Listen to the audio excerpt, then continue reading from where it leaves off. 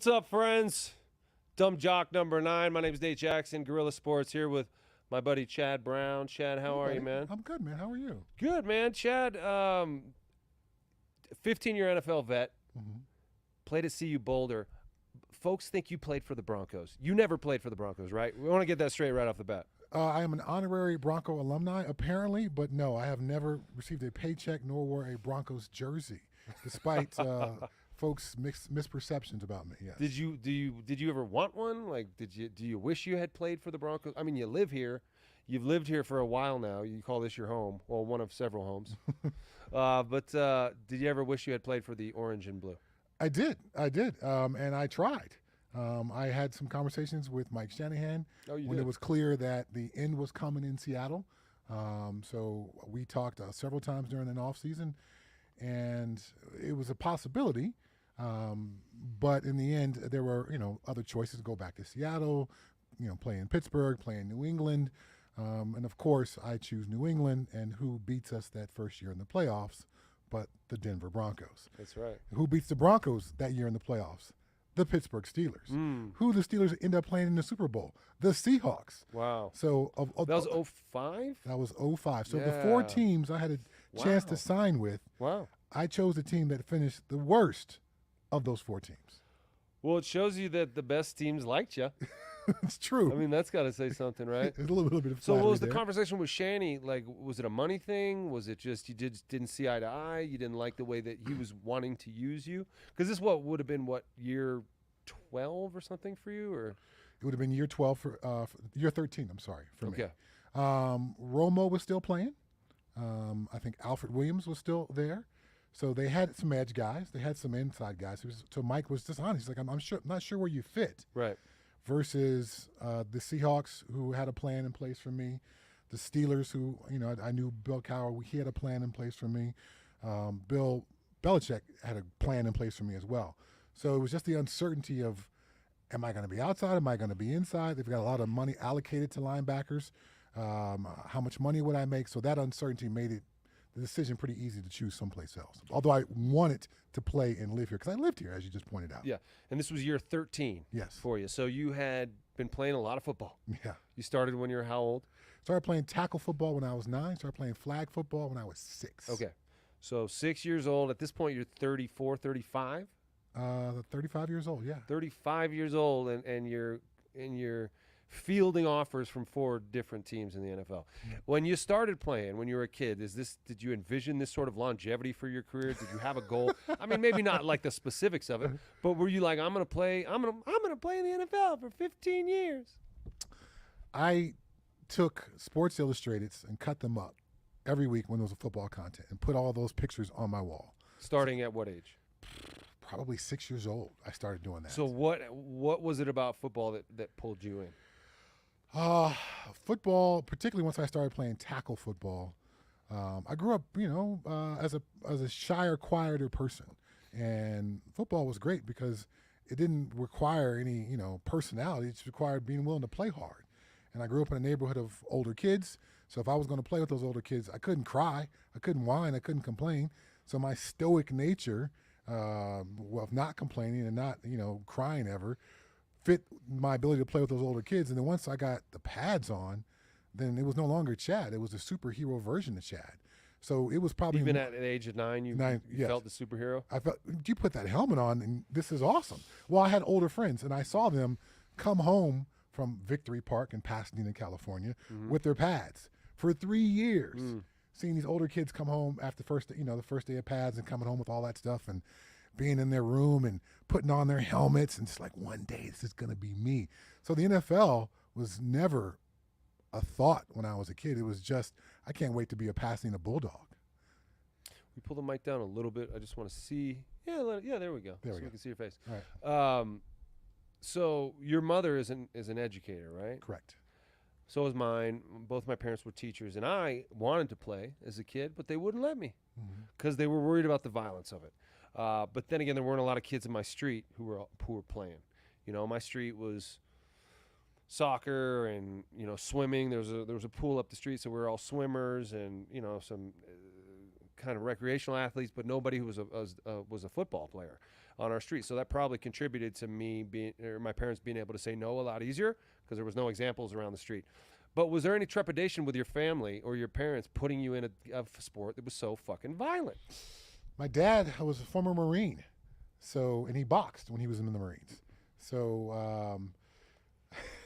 I think for my 5th Christmas, one of the presents was the father-son set of boxing gloves, which may be the worst design. Like the present. big ones and then the small ones? It was a set of gloves for a dad and a set of gloves for a son. Huh. A big one and small one.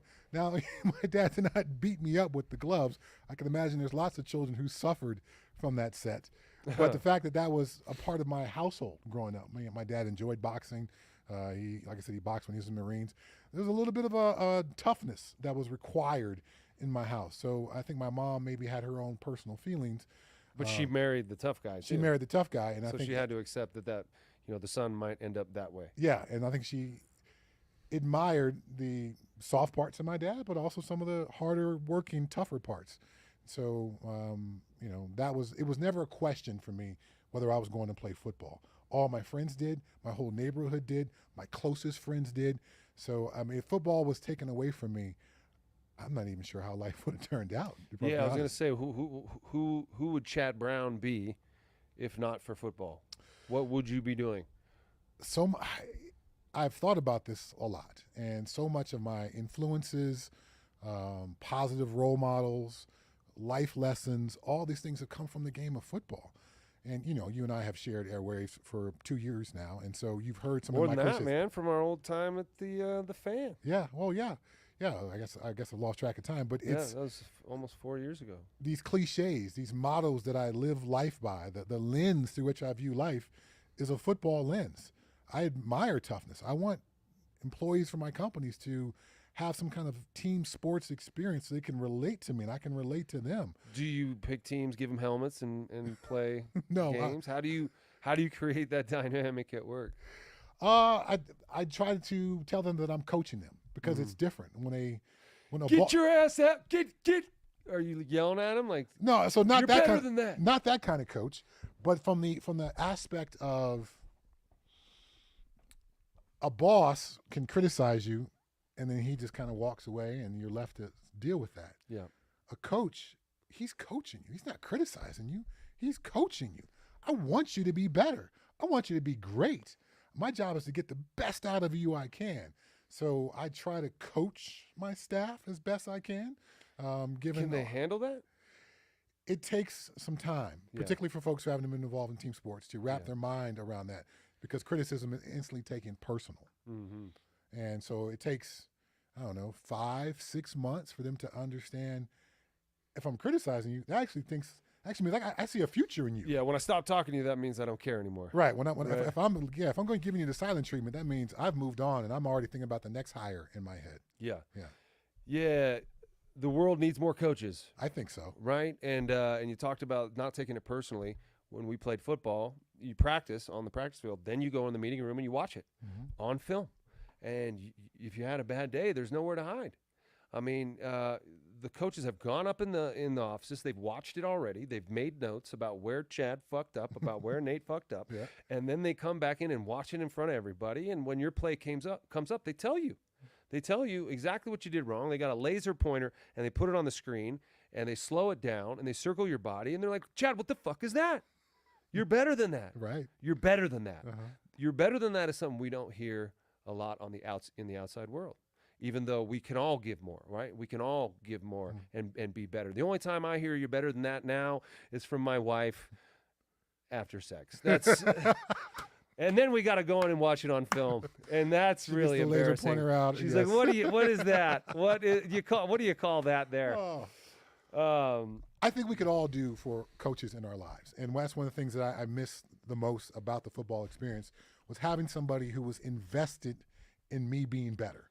I don't get that. And so I know you can hire business consultants, and I think there's probably some folks who do some business coaching, but I don't think they come from the same mindset that we experienced, that super intensive, detailed coach's investment into me every day and the instant part of coaching. when we've worked together in media, we've worked with some folks who were our bosses, and we gave our football examples to them. It's like, hey, this monthly meeting doesn't cut it. Yeah. As soon as the show is over, come up to me and tell me what I did wrong. Well, he would have had to listen to the show. Well, that would have been important to as give well. you some feedback. He would have to actually been invested in that. But and he was not. Right, he wasn't. But we tried to instruct him how to coach us. Yeah. But he wasn't coachable. He was not. Well, and he was incredibly arrogant about the things, his ignorance. Right. You know what I'm saying? Like, you, decades more experience in the field than him. Mm-hmm. There was so many folks in that office who had so much more experience, and all he had to do was listen. Right. Right? And he wouldn't listen. And so the idea that, like, that people can't take coaching, why do you think that is now? I mean, why do you think people are so soft, Chad? Why is society making people who are so sensitive about feedback that could be construed as negative, and they take it so personally, and they can't accept the coaching that is going to get them better? Is it something about the way we live now? There is something about the way we live now, and I think that starts with some of the youth sports, and everyone gets a ribbon and everyone gets a trophy. It's okay for kids to learn that sometimes you win and sometimes you lose. I mean, when I was coaching my daughter's softball team when she first started playing, there were no wins and losses, but we kept score. And what does that mean? Yeah, so you couldn't say you won or you lost, Okay. but we scored 8 runs and they scored 5. Mm-hmm. Last time I checked, that's a W. So there were no standings, like you didn't keep standings. No, and there were no playoffs. It was just we were playing for fun. Game. Yeah, so they were 7 or 8, maybe 9 when she first started playing. So I understood that to a certain extent, but once we got to double digits, once the kids are 10, they can understand wins and losses. Now, I think some of the parenting and coaching has gone too far with travel sports and all the parental involvement and trainers for 11-year-olds. So we've gone too far. But I think the attempt to not make anyone feel bad consequently equips people to not be able to handle when someone gives them some criticism, which is, again, the coaching thing is to make you better. I want you to be better is all I want. So how we lost that thread, again, I think, looking back in my lifetime, I can see that evolution through my kids' life with youth sports and some of the approaches to that. And I think societally, we don't want to tell people bad news. And that's one of the things that I find most difficult about doing media is I will do a game, and after the game, great work, great job, guys. I go, that wasn't great. I know it wasn't great. What's an example of that? That's not my best performance. Okay. And so it wasn't great. Yeah. If we're going to call something great, it should legitimately be great. Your coach doesn't just pass out praise just to give you praise. If it was a great block, then it was a great block. If it was a good block, it was a good block. But we're not going to confuse the two, and he's not going to describe a good block as a great one if it's not. Who you saying is describing it as good when it's not? A coach? Or No, I'm saying a media member. I'm doing a show for media, and so they want you to be nicer. Yeah, so afterwards, the producer gives me a slap on the back and says how great that was. Oh, right. And I'm in my head going, no, that wasn't great. That third question, I wasn't really prepared, and the answer I talked about in the pre-production meeting now was different. Mm-hmm. So I screwed that up, and now that screwed up the B-roll. So what was great about that? Just give me some immediate coaching, let me digest that, and let me move forward with that coaching and give a chance for me to try to correct that next. Yeah, I guess it's because sports is so competitive and it's such a bottom line, like either win or you lose.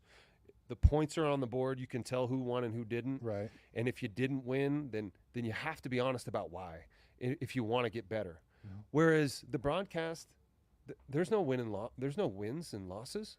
What are you competing with in ratings? But that's very nebulous as well. Mm-hmm. So it's not as cut and dry as to what's good and what's not. And so how to improve at your job becomes less important when there is no metric and there's no one competing constantly. It's the formalities of the society we live in. How you doing today, Chad? I'm great. Great. Yeah, me too, man. Great. Yeah. I'm not great. You're not great. Right. You got a lot going on. Right. You want to say fuck the world. You want to punch some people in the face, right? Some days, yes. But you say great. Right. And so that's the same producer doing the same shit, is just going through the formalities. And I don't know how you change that. But when you're talking about youth athletes, is it the parents that are making this the way it is, or is it the coaches? Like you're talking about how the coaches are there to coach and coach hard. Are the parents allowing the coaches to coach hard? Because I saw this clip, and I don't know if you saw it, with Marshawn Lynch's camp. Yes. Right? And there were some mothers who were super pissed off that he was being so mean to the kids who weren't falling in and doing the drills right. And he was using the F word, and he was saying, get the fuck out of my drill and stuff like that, which happens at football practice, right? When you're not doing it right. But when the mothers and the fathers expect you to be nicer to their kids and they see that you're being harsh on them, well, they push back against the coaches, and then the coaches can't do the job they want to do. Yes. Okay. So for my youth coaching experience and youth parenting experience, youth sports parenting experiences, the parents are the biggest issue. It's not the kids. It's not the opposing team. It's not the officials. It's the parents who cause the most problems for a coach. And I would just watch when I was a parent, and I would see the way the other parents would deal with the coaches, and I'm like, you as soon as practice is over, you can't run up to this guy. Is that what they're doing? Yes, and making demands about little Timmy getting more opportunity, or why'd you do it this way? No, give the coach some time, decompress after practice, after a game. As a coach, I set up parent hours. We can talk during the week. We're not going to talk like office hours. I had to, because I was like, I'm not going to be having these conversations after every practice. And what would the conversations be like? Why is my son playing here? Why is he not getting enough play time? And you have to tell them, I know more than you about sports, and I'm putting them in the positions I think that they're going to succeed, and that is going to make us best. I would say that, and I would say, given enough opportunity, yeah, sure, I'm going to try to get all the offensive linemen to carry the football, and I did. The last couple of weeks of the season, and that's what they wanted. They wanted their larger son who's playing O-line to get a chance to tote the rock. Everybody wants to tote the rock. Everybody wants it. You got a chance to touch the rock. Yeah. I was an offensive defensive lineman in Pop Warner football. I didn't touch the ball at all until I got to high school. So I understand where those kids and where those parents were coming from. But isn't that appeasing a sort of unrealistic expectation about what not only sports is, but life? If you're not qualified to do this job, or you don't fit into this job description, why am I giving you this chance just so your parents can be happy? Isn't it teaching the wrong lesson to the kid? No, because in the end, those last 3 weeks of practice, when I gave, first things, let's teach you offensive linemen how to receive a handoff. Okay, let's put you through the running back drill, the gauntlet, where we're going to try to poke and prod at the football. Yeah. And then we're going to do some tackling drills. More than half of the offensive linemen who said they wanted to play running back bowed out after the first tackling drill. It's like, so you don't want this. You thought you wanted this, but you don't want this. So it's okay. That's cool. It's okay to, give me a suggestion. I'll give you the opportunity. And then it's okay to go, you know what? I think I'm better suited for over here. Yeah. Because I'm not fast enough, or I don't have the skill set to protect myself, and I don't like getting hit. And it actually probably does teach them a few things about the position, and which was also my goal. Right. Yeah. I mean, the more you know about the sport, and because football is you can have such a myopic view of the game when you're only focused on your job, and you don't learn a lot about what we're trying to accomplish conceptually, right? And I think that's something that affects a lot of football teams, when it's just like, do your job. Okay, that's important, but why is my job what it is? And how does it spread to the others, and why are we doing the thing we're doing? And so you talk about coaching, and you have kind of dabbled in coaching. You've done some internships. You coached your kids' teams, NFL internships. How many of them? 4. What's prevented you from going all in and becoming a ball coach? Just to go back a second. So when I was coaching the youth football teams, I told the parents and I told those kids, I want you to walk onto your first day of high school football practice completely comfortable. And chances are, I want you to know more than what that coach knows. So I tried to give them as much of a download as I could, because it's daunting. You're going to this school for the first time, and it's football practice, and these new coaches, and they're bigger kids, and it's just like, oh my gosh, how am I going to exist in all this? So let me give you all the football knowledge I have, so when you show up, at least you know how to do these drills, what the expectations are. If you were an offensive lineman, at least you've toted the rock a little bit in practice. Give them as well-rounded football experience as possible. answer So before you go into the answer, because I just thought of something. When you were coaching younger kids, some kids are better equipped for the sport than others. Some can handle big hits, some cannot. Some can handle hits to the head, and some cannot. How did you approach that reality? The fact that some kids probably weren't cut out for this, yet their parents, their dad, really wanted them out there doing this thing, and then they would get woozy. Did you have a trainer there with you? Were you the guy who had to spot kids who were hurt and pull them out? How did you deal with injured kids? To your point, kids have a wide range of toughness levels, and so we had one year we had one kid who was very slightly on the spectrum, and great kid, but when he would get hurt, he just didn't know how to handle that. I mean, he'd be rolling around on the ground and screaming. So the first time he got nicked up in a practice tackling drill, I was like, oh my gosh, and this kid's like, he must have broken a bone. What's happened? 5 minutes later, he's on the sideline playing. So I got a chance to know what he's like. So at one end, and I got this other kid who was a shorter kid. Both his parents were short, but maybe one of the toughest kids I've ever been around in all my years of coaching, not just youth coaching, but NFL as well. So I would have to pull him out because I would see him be hurting. I would see his face in his little helmet just, squeezed up trying to get past him. Like, come on, man, it's okay. Just step out. So getting a chance to know the kids, their own individual tolerance levels. But it's tricky because they're kids and they don't know how to describe injuries. And they don't know all those things. And so what's a concussion? And obviously concussion awareness is high, particularly in youth sports. So was it when you were coaching? It was just beginning to, really be a thing being pushed forward. So, I would put the kids through the same kind of triage-y kind of thing that we would get on the sideline of an NFL game.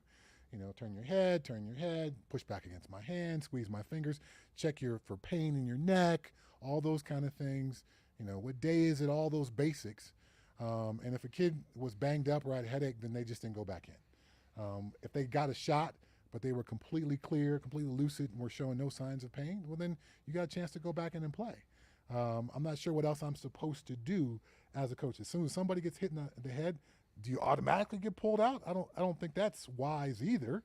So we're playing this game. We got equipment. We've toughened and hardened our bodies to be able to play it. So as long as you're not showing any signs or symptoms, then you get to continue to play. So coaching at the youth level, internships with the NFL, why not go all in and be Coach Brown? I mean, you could be a head coach by now. You could have been coaching your Pittsburgh Steelers. Okay. I see some of my former teammates or guys who played in the same era as me now with high-ranking jobs. One of them's a head coach with the Oakland Raiders right now. Yeah. Antonio Pierce. Yeah. And so, he played linebacker the same era I played linebacker, retired a few years before I did, didn't play as long. And I think he got a job. He was coaching Long Beach Poly out in California, which I think has the most NFL players of any California school. They got 60 plus. Wow. So an incredible tradition at Long Beach Poly. Wow. But I saw him and I thought, okay, he's going about this the right way. He's starting low, getting some head coaching experience, probably going to step up to college. He was at Arizona State. He was a linebacker coach. So he did it right and just, got the right opportunity. Now he's the head coach of the Oakland Raiders. Versus me, who dipped and dabbled and dipped a toe in the water and was like, oh, my kids are too young for me to dive into this. They're still in the house, so let me do another internship. Okay, well that was great. Well, my son still got another year of high school. Let me do another internship. So by the time I was ready to do coaching full time, my kids were finally out of the house, but I had a business. And my partner and I split up, and so I could not leave the business at that time to go full-time coach. I was supposed to go back to the San Francisco 49ers. I had spent the off-season program with them. I was going to be an intern, not just for training camp, but for the entire season. So I had to call and Kyle. When was this? This was 4 years ago, 4 years ago. Huh. And so I called Kyle and was like, hey, man, I'm really sorry. I know this sucks. It's a couple days before we're supposed to, meet up as coaches, but I can't come. I can't. And so that did that burn the bridge there? I haven't spoken to Kyle in person since then. John Embry, who was assistant head coach there, who is now assistant head coach in Miami with Mike McDonald, was a former CU tight end, coached at CU when I was there. So he's kind of one of my contacts in the league. So I've stayed in contact with a few folks like that. So whenever life gets me ready for this opportunity to jump back in, I'd love to get in. So you still want to do it? I don't think I can get the full 15 years to get the NFL coach's pension, because you got to get 15 years in. But yeah, if I can only get 5, I get 5. What would you like to coach? I've gone back and forth the last couple years between coaching and scouting. Having done the college football games, and preparing for a game, I'm going to watch 2 or 3 games of each team, so I get a chance to know most of the best players in the country. Because typically, if we're doing a game, it's going to be one of the best teams in the country, one of the best games in the country that weekend. So when it comes up to the draft, I feel like I'm pretty well versed on players and their skill set. And considering I know most of the coaches in the league and their schemes and what their schemes ask of them, to be able to project this linebacker, this defensive tackle to that team, I can do that pretty easily now. So Jim Nagy, who puts together the roster for the Senior Bowl, he and I have had several discussions over the last couple of years, and hopefully this year I'll get a chance to do some Senior Bowl scouting with his crew, and then be able to be a part of the Senior Bowl experience from the scouting side of things. So that way, that will inform my decision whether I truly want to be a coach or do I want to scout. Different hours, different responsibilities, both football, but completely different responsibilities. It's kind of a good old boys club, right? Very much so. Do you think that strides have been made in recent years to make it more equitable and give minority candidates a better opportunity to become head coaches and men in position of power, essentially, within NFL organizations? There's still only one owner of color, Shad Khan, out there in Jacksonville. Other than that, it's a pretty exclusive club of white folks, white men and white women. Actually, the wife of the Buffalo Bills owner is an Asian lady. She's listed as an owner, so she's part of the group. But outside of that, I would say the front office positions, the GMs, the head coaches, definitely a lot more inclusive than they have been in the past. The one position that seems to not change over very much is offensive coordinator. I think there's 31 white offensive coordinators in the league. Is that right? Defensive coordinators, certainly black folks get a lot more chance there, but offensive coordinators tend to be the next up-and-coming young, hot white. Nerdy white dude. Yes. Who, worked his way up. Yeah, who started off, cutting the grass and then became a quality control guy. Josh McDaniels, Brian Daboll guy. Yes, one of those guys. And there's a lot to be said for those guys because their ability to know football on a nerd level, on the schematic X's and O's level. But why couldn't a black dude do that too? I think he can. Yeah. I just don't think they get the same opportunities. Why not? Okay, so if you're going to take one of these low positions on a football team, typically you get paid very little. Right. Or even if at all. Yeah. So then how do you live? Typically, it takes a mom or a dad who's willing to support you in that. So just that process alone of these entry-level jobs not paying a living wage, how does a guy who can't rely on mom and dad or the rich uncle how does he get the 3 or 4 years of experience to then gain that next opportunity? Yep. So it's not necessarily pure racism, but it's exclusive of certain folks just because they may not have the same background to live for 3 years while they're doing this super entry level job, while someone else has to find a job that pays them right away because they got to live, they got to pay bills. So when you did some internships, and for example, if you started coaching, right, you would have to start at the bottom, right? Or would you be comfortable starting at the bottom? Because a lot of these dudes, they start out of college, right, and then they get people coffee. And they do the menial, they put the playbooks together, they cut up film, they do all the grunt work that nobody wants to do. And then they work their way up. As far as a former player going through that same system, is there some awkwardness when all of a sudden, you got a dude who's doing the thing, who has done the thing that these guys could never do, right? These Josh McDaniels and Brian Daboll, they could never do that thing. They weren't good at it physically. They learned it mentally. They became good at the X's and O's and the concepts and the coaching, but they could never do it. They wanted to. That was their dream. Right. They couldn't. So they became coaches. You could do it. You did it for a long time. And now if you wanted to coach, you'd have a better knowledge base than those guys ever could.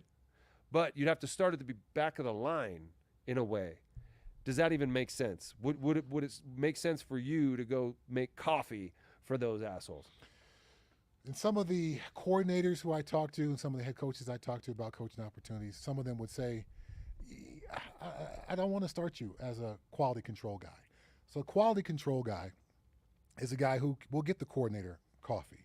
When the coaches meeting starts, he's the one who gets up and turns the light off in the room. When the coaches are having a brainstorming session, he's the one who's taking notes on all the brainstorms, and then he goes back to his computer and puts that into playbook form, and he passes it out all to the coaches that night before they leave, so they can remember what they talked about last night to be prepared for tomorrow morning. Yep. So they're like, I don't want to start you there. It's like, I'm willing to start wherever, but that's going to be awkward for you. No, it's not. I need to learn this. I need to learn what you know. Yeah. I know what I know. And then if you wanted me to teach an outside linebacker how to kick a tight end's ass, I can do that way better than anyone else you got on staff. But if you want me to draw up the perfect blitz to go against this particular offensive line protection and how we're going to cover it on the back end with this route combination, you know that way better than I do. So I think I can teach you something, and I know you can teach me something. And if I'm busy being a full-time coach, how am I going to coach my guys adequately if I don't have this knowledge base that you have? Because they're going to ask me questions, and I got to know. You've had coaches, and did you ever have a coach who couldn't answer a question? Yeah. And did you instantly lose respect for that guy? Well, he was a former player. Okay. You know, and so I knew that he knew it on one hand. Right. He just didn't have the words for it on the other. And so I appreciated, the difference there, I guess, because there were a lot of guys on the flip side who were so conceptual that I would have this discussion with them like, well, but what if what you're saying isn't working? And then the thing that is obvious right next to it, can I do that? Can I do the thing that's obvious if your thing doesn't work? He's like, no, you have to stay there.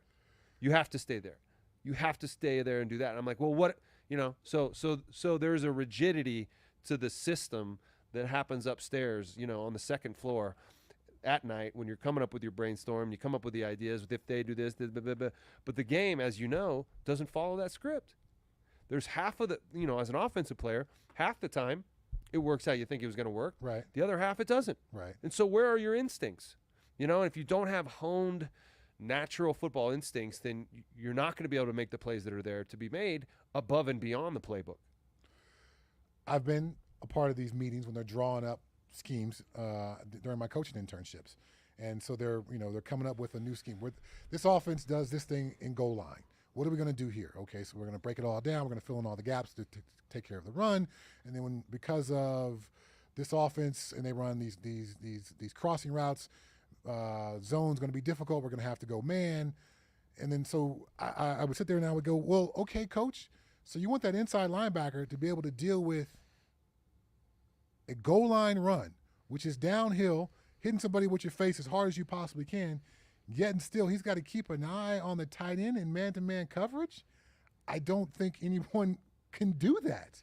So even during my coaching internships, I would have to softly and quietly put my hand up to some of these whiteboard, I call them whiteboard warriors, because you're drawing up this perfect scheme, but you just put too much responsibility on these three players there and you give them no chance to be successful. So I know coaching in the NFL is difficult. I know, obviously, guys like Kyle Shanahan create schemes that make life difficult for defenses, and that's what coaching is supposed to do, but it has to be able to be executed on the field level.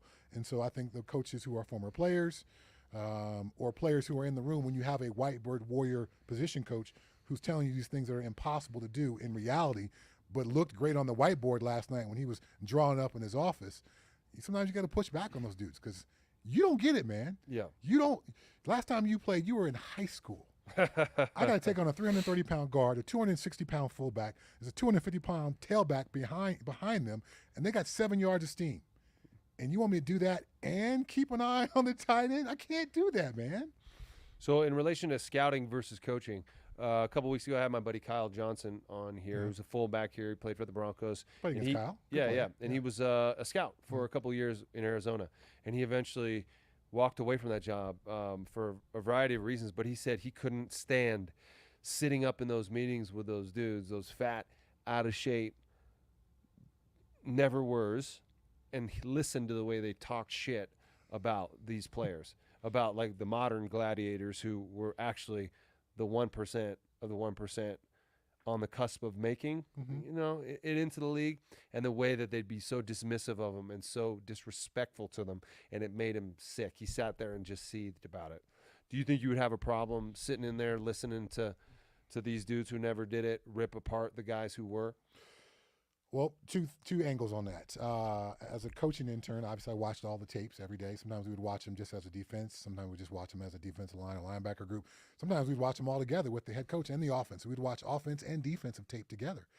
And so regardless of whether it's just a small group or the bigger group or the biggest group of all, coaches talk shit. Coaches talk shit about players all the time. And scouts do the same thing. I've been involved in those personnel meetings when the GM and all the scouts would come in, and we would go over every single player on the roster. And one experience when I was with the New York Jets, Kevin Green was gone. His dad was sick, so I took over that whole linebacker group for about 10 days. So not only did I have to coach them during the game and get them ready for the game and all that, but you had to talk shit about them. I had to do this fucking guy. I had to do that, but I also had to do the meeting with the scouts and break down every player on the roster. But Pete Carroll, my first coaching internship, did something that I thought was great. He said, "I don't care how much you hate this guy," talking about coaches and scouts.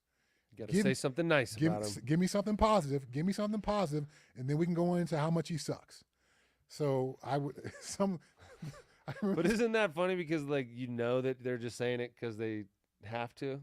But I honestly, he has a really nice smile, but the motherfucker can't pick up a blitz. Well, I had a player with Seattle. Pete came to me for all the defensive line guys, and I was like, this is a guy, and I don't mean this lightly, I wish this guy could marry my daughter. That's how awesome this kid is. That's how much of a little on the field. But the transition from wide receiver to defensive end. Oh, that's what he was doing? Yeah. Ouch. He's not built for this shit. He's not built for it at all. Like an NFL wide receiver? He played wide receiver in college for his first 4 years. Oh. Then he transitioned to defensive line. Long, lean. Wow. So from a pass rush perspective, had the physical attributes. Like a Darren Waller type of body. Yeah, type? Yeah. But just didn't know how to anchor, get his ass underneath him to be able to hold the edge and do things like that. Couldn't bull rush to save his life because he just didn't understand power from that perspective. Yeah. Awesome kid. Ended up doing like 3 or 4 years in the league. I think he owns a couple of McDonald's franchises now. So I think my assertion about him being an awesome kid and smart and can marry my daughter was right true. About that. But he was not going to be a great NFL player and never was. Well, he hit the average, and the average is 3.5 years. Right. And so that's more than a lot of guys get. You played for 15. What was the key to your longevity? I think the ability to play as hard as I could, but also somehow know how to keep myself safe. It didn't really. What do you mean by safe? Because football inherently is not a safe sport, right? When they say safe football, they mean safer. Like it's violence. You can't have a safe fight, can you? I think the best ones can. And being around guys, Hall of Fame players, a Kevin Green, a Rod Woodson, a Damani Dawson, those guys I learned from early on in my career in Pittsburgh, to see how they moved and how they played the game, I try to emulate that in so many ways. Get your feet out of the ground. Once you're in a pile, get your feet out of the ground. You don't want some dude hitting your knee while your foot's in the ground. I remember I had a weekend off, and I went to see my brother play high school football for the first time, seeing him play, because for all my life I couldn't see him play because I was playing. So I had a weekend off, went to go see him play, and I had to get out of the stands, go on the sideline, and keep yelling, "Get your feet out of the ground, dude!" Because he was just standing by the pile. Yeah. It's like, no, man. If you're tackling somebody, if you're engaged at the end of the play, get your feet out of the ground. Be light on your feet. So things like that. How to fall. I played tackle football when I was 9, but played all kind of rough and tumble sports when I was a kid. So I knew how to fall. There's a different way to fall on grass than there is on the street. Do you want to slide with it? Do you want to roll with it? All those kind of things. If you're going to tackle somebody, and there were a couple years where I averaged 10 tackles a game, you're going to have 10 tackles a game, and you're bringing another human being with you. Do you want him to fall on you? Do you want to fall on him? How's this all going to go down where I can somehow hit you as hard as I can, but still protect myself at the same time? So I think longevity from a health standpoint, at least from an injury on the field standpoint, there's a certain skill set to that.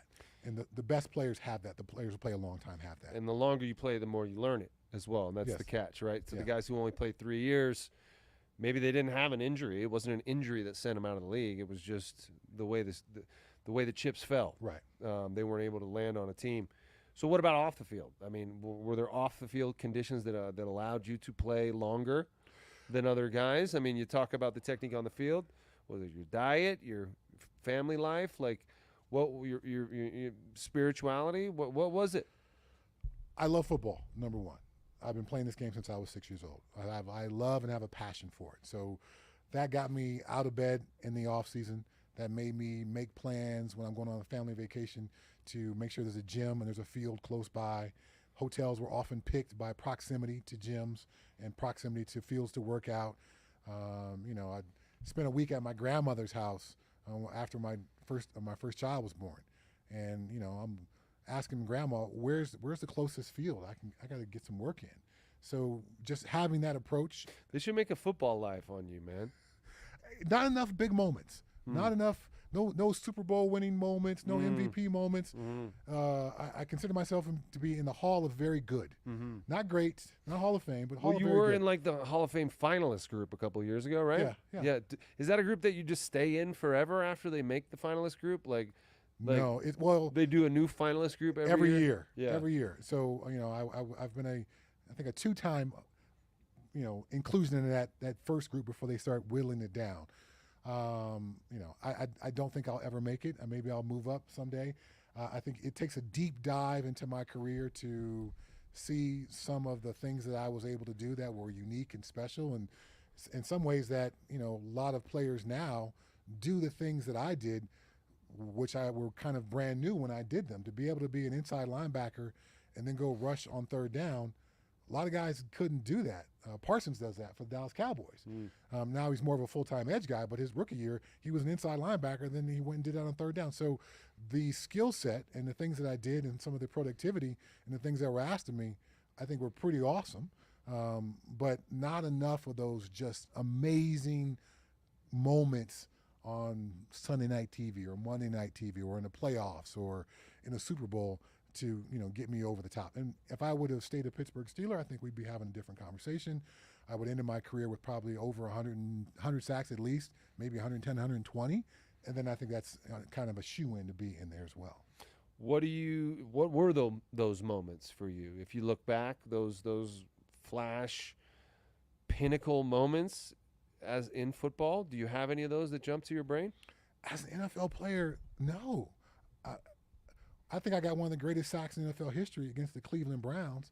But we won that game like 10-14. It was the opening game between two teams that had losing records the year before. What makes it one of the greatest sacks ever? They tried to block me with the running back early on, and so I tossed the running back aside. So I knew the second time they blocked me with the running back, he was going to try to cut me. So as soon as I came in, I jumped over him, and I get so far over him, Tim Couch, who was the quarterback of the Cleveland Browns, doesn't even see me. So as I'm coming down, I'm able to grab the back of Tim Couch's jersey and slam him down on his back. So it's an amazing sack. It's that awesome. I think it's got to be in the top 10 NFL sacks of all time. Yeah. But the moment of it sucks. It was the second quarter of a game, opening week, in a game we barely won. And, I think it was on second down. So they still had the ball on third down. It was kind of a nothing play from impact on the game. But the physicality of it, the athleticism of it, that shit was off the charts. And you played 8 years in Seattle, and you guys didn't make a lot of waves. 2 playoff seasons. Yeah. Lost in the first round both times. Not a single playoff win in 8 years. Damn. So do you regret going to Seattle? NFL in the end is a job. And so the Seahawks offer from Well, I mean, I know you're saying that, but you're talking about how much you loved it. You're talking about these moments. You're talking about like the love of the game that lives inside of you, Chad. And you made a lot of money, and you would have made a lot of money either way. So at what point does it stop being about a job, and when does the love become more important, or does it never?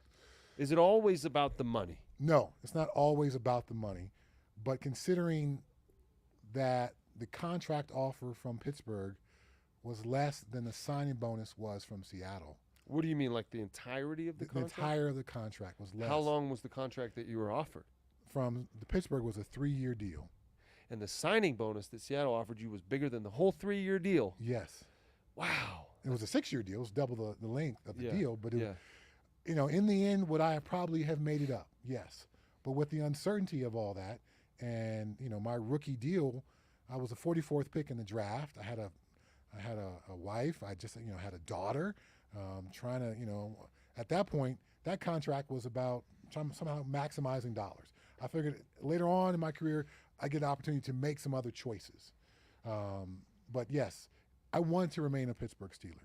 But they didn't have a new stadium. They didn't have luxury suites. They didn't have all the things other teams had, so they couldn't afford the kind of signing bonus. Plus, Jerome Bettis and I, represented by the same agent, were both up for free agency at the same time. And I gained my biggest notoriety in Pittsburgh that year, my last year there, because Greg Lloyd tore his ACL in week 1. Then I moved to outside linebacker and then led the league in sacks and was a lot of people's defensive player of the year. Greg Lloyd was going to come back. Yeah. And he had signed a big money deal just the year before. And they had drafted Jason Gilden out of Oklahoma State. So I was going to be Pro Bowl, All Pro, some people's defensive player of the year, but then have to go back and play my old position. So it was just kind of a perfect storm of circumstances, which made my return to Pittsburgh just not really likely. And so 15 years goes by. It ends. You were a New England Patriot when it ended. Yes. Playing for Bill Belichick. What was the ending like for you? Well, that year, the 15th season, that was the perfect season for the Patriots. If we win that Super Bowl, if Plexico Burress doesn't make that catch, if David Tyree doesn't make that helmet catch, we win that Super Bowl. And you walk off into the sunset. I walk off into the sunset as a Super Bowl champion and as a Perfect member, season. as the greatest team of all time. You might have made the Hall of Fame then. Probably would have a better shot. Yeah. But we lose that game. So now we're not, most people, not in anyone's top 3. Wow. Maybe we're top 5. Yeah. But I knew that team was going to be special. So I had opportunities to play other places where I would have played a lot more and had a bigger role. But at that point, I wanted to just win a Super Bowl. I wanted to be on something great. And Randy Moss and Tom Brady and Wes Welker and all those other amazing players on that team, I wanted to be a part of that. My locker was next to Junior Seau's. My rocking chair, Bill Belichick got all the linebackers with 10 years plus a rocking chair for our meetings. My rocking chair was next to Junior Seau. My rocking chair. So we're back in the back of the meeting room in rocking chairs in this linebacker room that's got Teddy Bruschi, Mike Vrabel, Don Davis, Roosevelt Coven, all guys with 10 years plus. It's Bill Belichick leading the meeting, and we're watching old New York Giants tape. I can't imagine a more linebacker-centric experience than that. Watching LT and Harry Carson and Carl Banks, Bill Belichick talking about those guys because he knew them personally and coached them and made the call that they were executing on tape. And again, I'm sitting next to freaking Junior Seau, who's like at this point, I'm in year 15. He was like in year 18. Yeah. Are you kidding me? That was awesome. So to go to Detroit or go to the Raiders and be 6-10 and play more, but not have any wins or satisfaction or no experience like I just described, it was a no-brainer for me. So after the season was over, you retired? I was done, and teams still called for year 16. And how did you decide to walk away? I felt like in year 15 I was playing on skates. So to go back to the earlier conversation we were having about the ability to keep yourself healthy out there, like I didn't feel like I had the ability with my lower body to prevent some kind of awkward situation. And I felt like a ACL or a broken ankle or a dislocated hip or something wasn't too far away, and at that point, I was playing special teams. I'm 37 years old. I'm running down on kickoff, which is an amazing experience, by the way. It's one of my all-time greatest football experiences to do that. Yeah. But if I had to suddenly stop or change direction, I don't think my lower body could have withstood that. If I hadn't placed my feet perfectly, any little bit of misalignment or misjudgment, suddenly I got a blown ACL. No one even hit me because I was just didn't have the proprioceptive ability down low for too many lower leg injuries. So you're 38 years old. You've been playing football for 32 years, Yes. and it's over. Uh-huh. What was the emotional reality like for you? I mean, did you go through depression, anxiety? Like, how were you feeling as you moved on from this dream being over? Well, I think I tried to prepare myself as best as I possibly could. At that point, I had my reptile breeding business. I was spending off seasons doing that business. Slinging snakes. And so the 2 years previous to that, after year 13 and after year 14, in my mind, I was kind of done until I got more calls from teams. So I kind of dove into the business aspect of things. So I knew that I had this thing that I was going to show up to. It wasn't going to be just like, well, when's my next tee time? And I got nothing else going. So I did that, and I dove into that. And then that gave me something to do, gave me a place to go, gave me a team to be on. I had a staff with that company. So all those things were great for me to be able to kind of occupy my mind. But football season rolled around, and it hurt. It hurt so bad. It hurt so bad. And I remember a couple times I'd be down there in my gym working out, and there's like where my wife worked out with the cardio equipment was in a little different section, and I would go up to her and I'd be like, "You think I can still do it?" She's like, "No, you can't." Because I got down to like 220, and I was, I didn't have the body and the physique, and that was really an attempt to make sure that if someone called, I could not say yes. Yeah. And so you found your purpose outside of sports. Where? I mean, what tickles nothing your mustache, nothing, Chad? Nothing. There's nothing that can ever replace that football experience. And if you're looking to replace it, I think you're looking through the wrong lens. You got to find other things that you can view in a different light. And I've said this phrase to you, but for folks who haven't heard me say it before, where else am I going to bring 65,000 people to their feet and say my name or cheer me on? You could become a politician, Chad. I could become a politician, or I could be like a hip hop star, comedian, or a musician. That's it. But I don't have political leanings in that way. Sure, you do, Chad. I don't have any rapping skill set. You're the guy with the skill set here on the set, so it ain't gonna happen for me. It's over. It's done. So to try to recapture that or bring some of those feelings back, I think that's it's a fool's errand. It's just not going to be that way. So I've got to find other ways and gain a different perspective to bring some joy and some satisfaction and some fun into my life. I dove into my kids and coaching my kids, and that was awesome. And getting them prepared for whatever was coming next for them. I built my business. I did things like that. But last time I checked, no one, there's no standing ovations for giving your kids a great word at night or reading the hell out of a bedtime story. Or sending a really well-packaged snake to Idaho or something like that. No one cheers that. When I was breeding snakes, sometimes I would open the incubator and I'd be hatching. Jump in there and like wrestle with it so you could like feel alive again?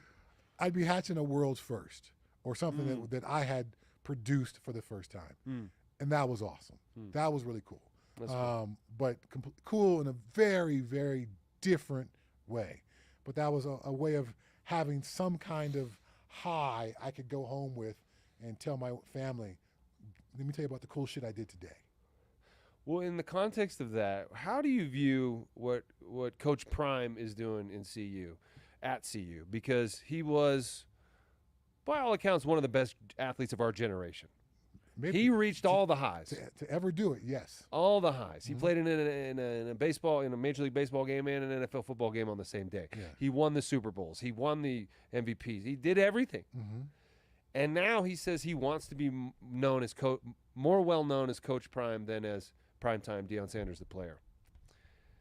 Is that possible? I mean, do you think he can get to that? And is that even do you think that he believes that? Or what is he chasing, Coach Prime? Is he trying to run away from that past in a way and do something new completely? Wow, this is an interesting angle on it. I've been asked about Coach Prime pretty much every media opportunity I've gotten since he was hired. So whether I'm doing a hit in Buffalo, because talking about the Bills and the Broncos are going to play, or I'm doing a hit in Alabama because I'm doing the Alabama-Tennessee game. And, at some point they say, okay, tell us about Coach Prime. So from a CU perspective, it's awesome that he's brought that kind of attention where I'm doing a hit somewhere obscure in the country and people have to ask me about that. Yeah. But what is he trying to scratch, I think is what you're saying personally. Yeah. Is it just the pure altruism of, I've had an amazing experience, how can I give some other kids an amazing experience? I don't think it's that.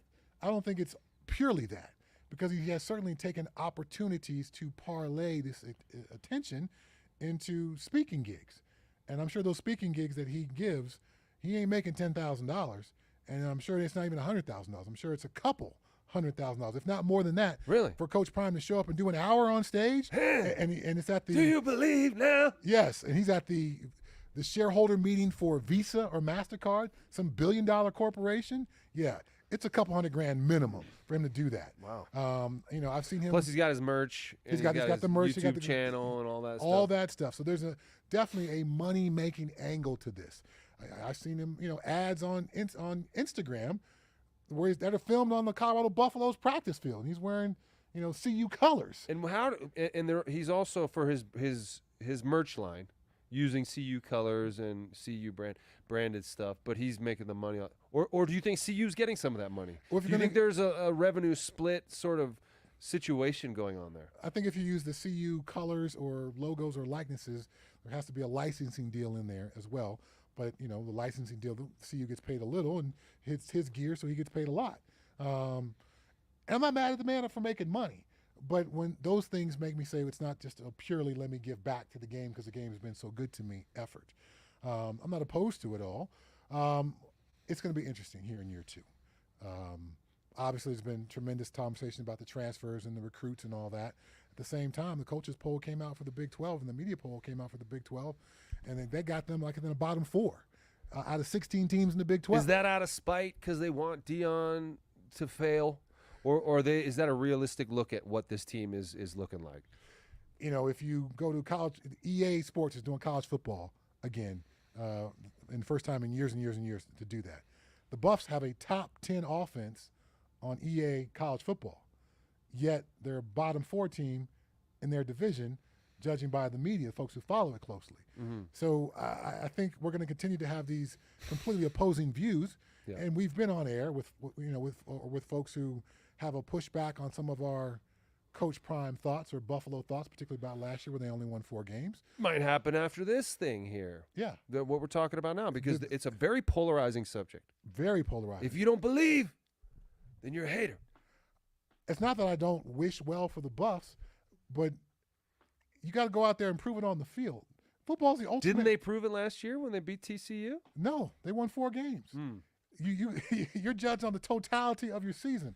It ain't how you start, it's how you finish. Yeah. You finished 1-8. 1-8 is how you finished. Do you think there was a little bit of a premature victory lap being taken after those first couple wins? Oh, yeah. Can you blame him though for can you blame him for doing that? Should he take some blame for the way he handled the beginning success that they had in that season? When you've had the kind of success that he has had, I think it's natural to think that more success is just going to follow. Yeah. So he had success at his first coaching stop at Jackson State. He had success with Prime Academy. He had success in coaching his kids where I think he wasn't a head coach. He was a coordinator for one of his kids was playing in high school ball. So he's had success as a player and as a coach. Why would anything but success follow? So I think he was just as shocked as anybody when the wheels started to fall off. But I wasn't shocked because the process of building a football team, there's no fast forward in that process. The offensive and defensive lines are your last groups to develop. And you can get some players in. Yeah, you got Travis Hunter. You got Shador. You got players. But at the same time, you don't have anybody to block and anybody to tackle up front. And so the game is won or lost up front. And you lost those games in the end of the season because you didn't have anybody up front offensively or defensively. So there's no cheating that process. Now you're going to bring in a group of kids from, different schools and college and high school to try to bring them together and now try to make them your offensive line, to put the position group that requires the most time together. Will that be better? It should be better than what they had last year. Have they addressed it with some quality players in your mind? They brought in some players who project to be good. Yeah. But Utah and Kyle Whittingham, they don't get anywhere near the recruits that CU has gotten over the last couple of years. But they take 2- and 3-star guys and turn them into 4- and 5-star players. They are a development program. So they look at things through a very different lens than what Coach Prime does. His thing is, well, if I don't have a good enough player, I'll find a player in the transfer portal and bring them in here versus developing a player like Utah does. We'll see what's more successful long term, but clearly the track record of Utah and what Kyle Whittingham has been able to do in the Pac-12 and hopefully in what expects to be another successful season in the Big 12 will show that model works. This Coach Prime model is a brand new model. Anytime you try something new in football, it's an experiment. We saw what Coach Hackett did with the Broncos. That was an experiment, that training camp process. Not one single live tackling drill during all of training camp. Yeah. Then you miss tackles in the opening game of the season. There's no mystery Come to on, that. guys. Wrap them up. I don't understand why this is happening. So it's an experiment in Boulder. I wish it success. I want it to be successful as a former Buffalo, but there's no cheating the football guys. There's no cheating the football process. Okay, well then do you wish it success? Because if you cheat the football gods, if you do it in a way that in your mind is not pure when it comes to football, and then you find success, aren't you then greasing the skids for more of the same and it becoming a beast that is kind of runs antithetical to what you believe should be the way it's done? Interesting question, interesting thought. Clemson, Tigers, Dabo Swinney, he brings in very few transfers, and the last couple of years haven't been so good for them. So he's on the opposite end of that experiment. Everyone else is kind of in the middle. They're playing the game of NIL, and hey, we got a guy who left to go to the NFL, or a guy who's not good enough. Let's bring in a transfer. No one's done it the same way that Coach Prime has done it. So he's at the opposite end of Dabo Swinney. Both those guys are running experiments. The game of football, college football particularly, has changed. So We'll see how it all plays out. I'm not afraid of the transfer thing. I think it makes it difficult for continuity. It makes it difficult for players at positions that need to be well honed together, like offensive line. But if you're a really, really good coach, we saw Nick Saban push back against some of the transfer stuff. He managed to win championships kind of at the very beginning of this new era of football. So if you're a really good coach, you recognize I don't get the chance to have this kid here for 3 years to teach him my defense. I've got to simplify things in a way when somebody shows up in late July or early August on campus and I expect them to start a game in early September, I got to do my best job coaching to give them what they need to be successful, and I can't get into all the other stuff until later on. So the best coaches will still find a way to shine. To me, Coach Prime has to prove that he can make the in-game decisions. Which was also an issue last year. You know what I mean? And you only learn that by doing it, and it was only his first year in the big times last year, so we'll see if he can get it together. Whatever happens this football year, Chad, we know you'll be watching. I will be. You'll be participating. Yes. And you and I will be chopping it up on Kill You With Truth in the morning. Yes, as we always have. We will be chuckling at pain. Yeah, I've got, I think, 16 college games right now scheduled. Okay. Is this TV or radio? This will be national radio. Okay. Got some really cool games. Of course, I will miss what may be the game of the year, Georgia-Alabama, same weekend as my daughter's wedding. So wow. Well, congratulations. Thank you. Priorities, family priorities there for sure. That's exciting. But, yeah, I'll go to Texas A&M 4 times. I got, I think, Alabama 3 times. So I got some good games on the schedule. We'll be looking forward to that. And, of course, we'll be chopping about Broncos all year long as well. Yes, we will. A true football lifer, Chad Brown. That is me. Thank you for joining us. Next time, bring a snake or two, man. Maybe we can do it like Steve Irwin or Jack Hanna style. Do you think you could bring some snakes on set? I will bring some reptiles on set. Because Chad, we didn't really even get into that, but Chad breeds snakes, reptiles. He could bring them and show you some exotic snakes. Until then, I'm Nate Jackson. That's Chad Brown, Gorilla Sports. This was Dumb Jock. Thanks for watching.